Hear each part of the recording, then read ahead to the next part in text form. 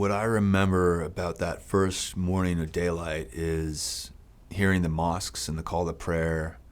And instead of just the call to prayer, it was like there were these very intense discussions or very intense, speeches coming out of these mosques, and asking our interpreter, Sammy, like, hey, what are they saying? They're like, well, the basics are that this is your time to come and fight and kill the Americans. They're here.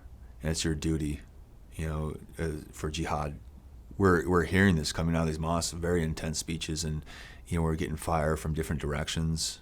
I'm on the ground watching RPGs go over my head and explode into buildings and trees.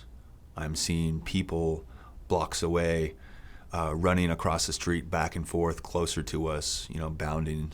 I think the most poignant moment of that early morning was a group of women and some kids walking towards us, and they had these white flags they're waving. And I was telling them, Ta'al, come over here to us.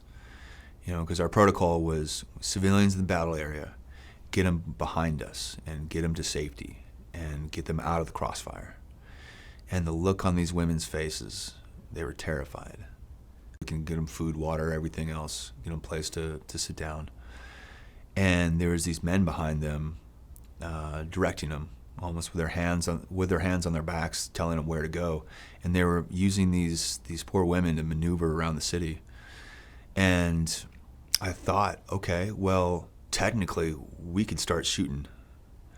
I wasn't about to start shooting women, not even close. And we watched helplessly, and as these people were moved from one building to the next, and these guys behind him with these just crazed look is the best way I can describe it, just trying to weigh the consequences, And so that was when the battle space became less black and white and more of a gray shade of like, okay, sometimes there's not a right or wrong decision we can make. It feels like it's not very clear.